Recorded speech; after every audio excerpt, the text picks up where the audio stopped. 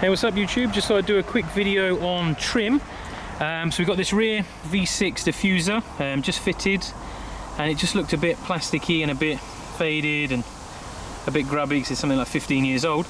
And it just popped down into Juicy Details UK just to pick up something for it, and they do a gel trim and a Sash Brush. And I mean, there's a 50/50 just so you can see exactly what it's going to do. I mean, look at that, that took 2 minutes. Look at the difference.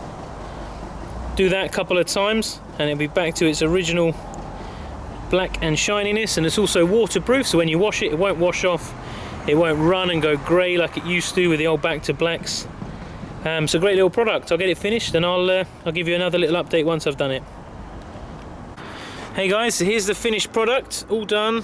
No more 50/50, done the whole thing. It's been a day, and as you can see, it's back to its original real deep black, not too high a shine, just looks like new, considering 2 days ago this was grey, faded, looked dirty. Look at that, absolutely perfect.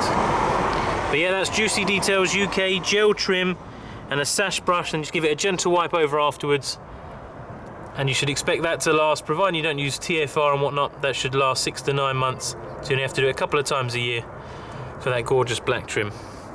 There you go. Hope you've enjoyed watching, guys.